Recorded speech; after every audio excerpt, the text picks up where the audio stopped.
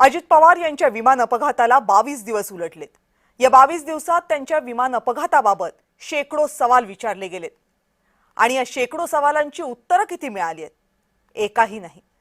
तीन संस्था या अपघाताची चौकशी करतात, पण त्यातून उत्तरे मिळणं राहिलं बाजूलाच, नवे प्रश्न समोर येत आहेत। अजित पवार यांच्या विमानाच्या अपघाताच्या आधी नेमकं काय झालं याची माहिती मिळवण्याचा एक महत्त्वाचा सोर्स होता।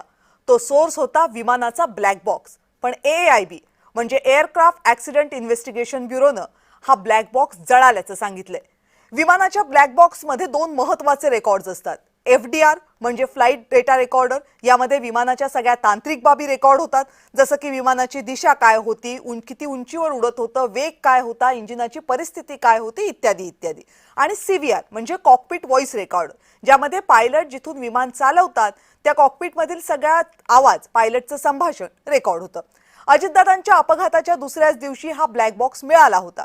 आता 20 दिवसांनंतर यातील फ्लाइट डेटा रेकॉर्डरचा डेटा मिळालेला आहे, पण CVRचा डेटा काढता येत नाहीये, कारण अपघाताच्या वेळी विमानाला जी आग लागली होती त्यामुळे या ब्लॅक बॉक्सचं नुकसान झालंय। त्यामुळे अपघाताच्या वेळी पायलट काय काय बोलत होते, त्यांनी काय काय केलं शेवटच्या क्षणी, याची कसलीही माहिती मिळत नाहीये। आता जर ती माहिती मिळवायची असेल तर ब्लॅक बॉक्स जिथं बनवला गेला तिथं पाठवावा लागेल, म्हणजे अमेरिकेला। मग आता यामध्ये शंका काय येतेय? इथं शंका येतेय याला एक मोठं कारण आहे। ब्लॅक बॉक्स हा जवळपास 1100 अंश सेल्सिअस तापमानामध्ये सुरक्षित राहू शकतो अशा मटेरियलचा बनलेला असतो। प्रचंड मोठा धक्का सुद्धा या ब्लॅक बॉक्सचं काहीही करू शकत नाही। ब्लॅक बॉक्स विमानाच्या शेफ्टीमध्ये बसवलेला असतो। आता अजित पवार यांच्या विमानाची अपघाताची दृश्य जरा आठवून बघा, त्यात विमानाची शेफ्टी जळालेली नव्हती।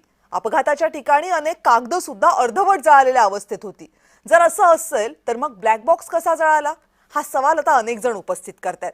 अजित पवार यांच्या अपघातानंतर ज्या कंपनीकडनं विमान घेतलं होतं ती विमान कंपनीचे पायलट, दादांच्या विमान प्रवासाचं कारण, या सगळ्याबद्दल सवाल आहेत, ज्याबद्दल CCTV फुटेजही आहे, त्याचे प्रश्न उपस्थित झालेत, कसली ठोस उत्तरे मिळालेली नाहीत। अपघातानंतर 20 दिवसांनंतर राष्ट्रवादी काँग्रेसनं CBI चौकशीची मागणी केली आहे। आता ती मागणी मान्य झाली तर आणखी एक तपास यंत्रणा या अपघाताचा तपास करेल। पण या सगळ्यातून दादांच्या विमानाचा अपघातच होता की घातपात, याचं उत्तर मिळणार आहे का?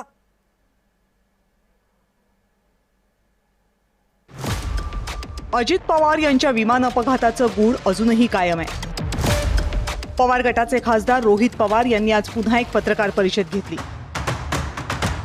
आणि विमान सेवा पुरवणाऱ्या VSR कंपनीवर गंभीर आरोप केले। केंद्रीय नागरी उड्डाण मंत्री के राममोहन नायडू यांचे VSR कंपनीला आशीर्वाद असल्याचा दावा रोहित पवारांनी केला। VSRच्या मालकाच्या मुलाच्या लग्न सोहळ्यालाही नायडू उपस्थित होते असं रोहित पवार म्हणाले।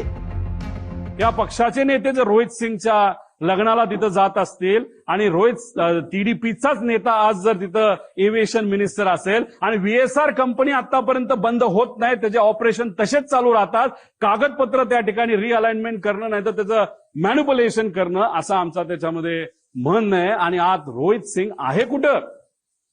आज रोहित सिंग भारतामध्ये नाही।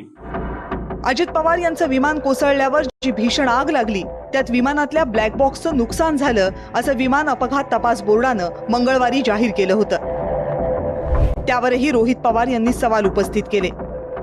अजित पवार यांचं घड्याळ शाबूत राहिलं पण ब्लॅक बॉक्सला मात्र हानी पोहोचली, हे कसं शक्य आहे, हा सवाल रोहित पवारांनी केला। आता हे कुठं होता ब्लॅक बॉक्स? हा इथं होता। आता या ब्लॅक बॉक्स म्हणजे विमानाच्या त्या बाजूला हा ब्लॅक बॉक्स जर इथं होता तर बॉडी कुठं जळली आहे? इथं केबल सुद्धा आहेत, पुढे केबल पण आहेत, त्या सगळ्या कॉपरच्या केबल आहेत। कॉपरचा मेल्टिंग पॉइंट अजून कमी असतो। VSR कंपनीवर शंका घेणारे रोहित पवार एकटे नाहीयेत। राष्ट्रवादी काँग्रेसचे राष्ट्रीय कार्यकारी अध्यक्ष प्रफुल्ल पटेल यांनीही VSR कडेच बोट दाखवलंय। मला प्रारंभिक असं वाटते, मी असं नाही म्हणत चौकशी, पण मला असं वाटते की नक्कीच विमान कंपनी मोठ्या प्रमाणे या दुर्घटनामध्ये जबाबदार आहे। VSR कंपनीनं आतापर्यंत या आरोपांवर एकही स्पष्टीकरण दिलेलं नाही। नागरी उड्डाण मंत्रालयानं सुद्धा मौन बाळगणंच पसंत केलंय। दुसरीकडे दादांच्या विमान अपघाताची CBI चौकशी व्हावी असं पत्र मुख्यमंत्री देवेंद्र फडणवीस केंद्र सरकारला लिहिणार आहेत। फडणवीसांची मागणी मान्य होणार का आणि VSR कंपनीचं सत्य समोर येणार का, हे कळीचे सवाल आहेत। ब्युरो रिपोर्ट, जय महाराष्ट्र।